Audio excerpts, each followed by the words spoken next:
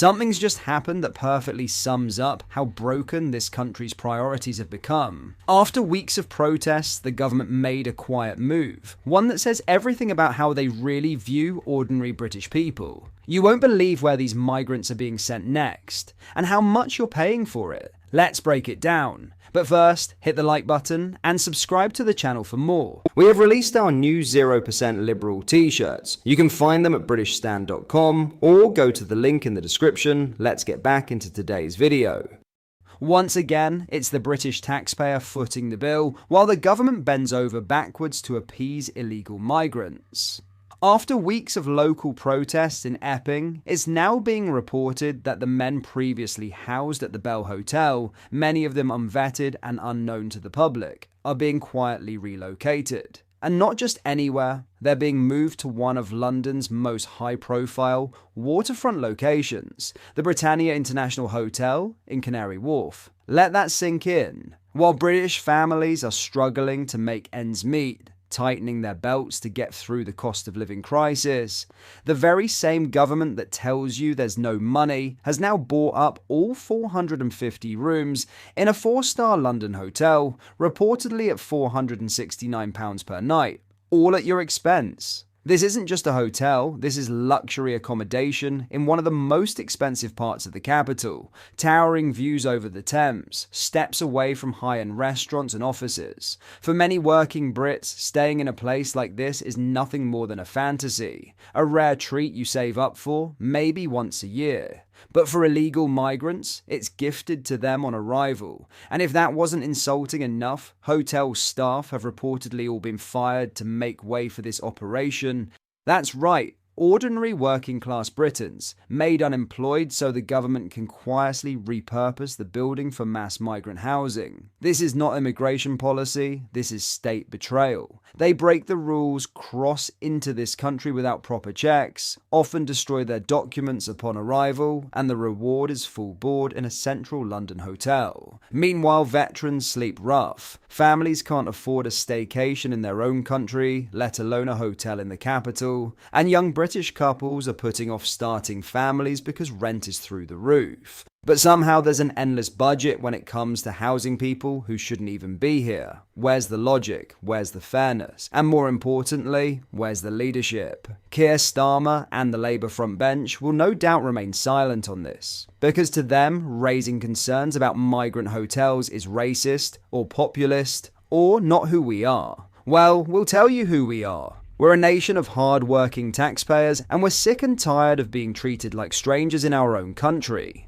The people of Epping protested, they stood up and said, enough is enough. And instead of listening to their concerns, instead of actually doing something about illegal immigration, the government's response was to quietly shuffle the problem down the road to London and throw even more of your money at it. This country is upside down. We need to stop the boats. We need to shut the hotels. And above all else, we need to put British people first. Because if we don't, we're not just losing control of our borders. We're losing control of our nation. In other news, Reform UK's leader Nigel Farage has launched a scathing attack on Labour's handling of the Lindsay oil refinery crisis, claiming ministers have abandoned the facility after merely 3 weeks due to their absurd net zero ideology. In a statement co-signed by Deputy Leader Richard Tice and other senior Reform UK figures, Farage condemned what he called gross negligence regarding the strategic significance of the UK's 5th largest refinery. The party accused Labour of failing to make genuine efforts to preserve the facility, suggesting ministers were pursuing an ideological campaign against oil infrastructure.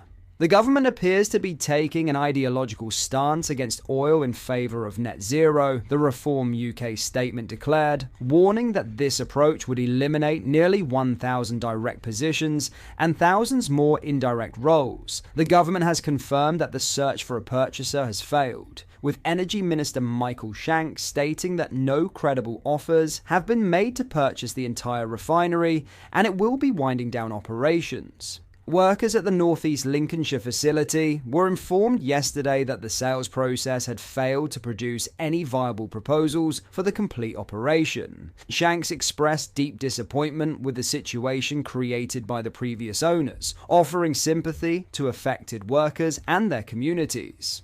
"We are deeply disappointed with the untenable position in which the owners left Prax Lindsay oil refinery," the minister said, urging the owners to do the decent thing and publicly commit to making a voluntary financial contribution to support workers.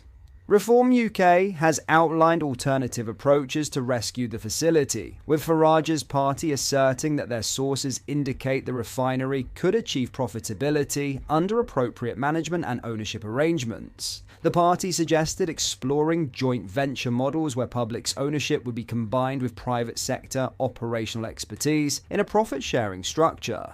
Reform UK complained that the official receiver had refused them access to financial data, though they anticipated this stance might shift following recent developments. "If Reform were in charge of the government, we believe this important asset could be saved and nurtured back to profitable growth," the party's statement asserted. Trade Union Unite has also demanded immediate government intervention, with General Secretary Sharon Graham insisting ministers must abandon their position as passive observers. The union's General Secretary Sharon Graham said, "The government can't sit on the sidelines any longer.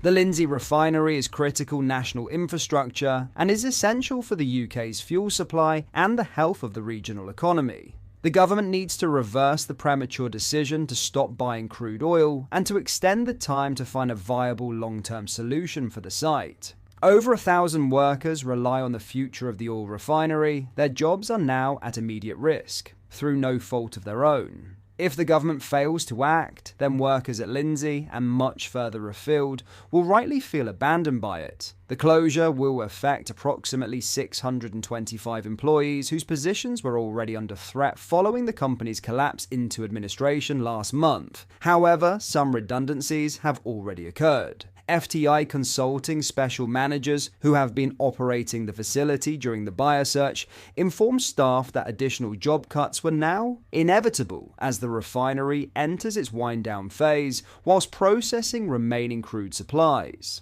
The government has pledged immediate funding for a comprehensive training program to help displaced refinery workers acquire skills for employment in the clean energy sector.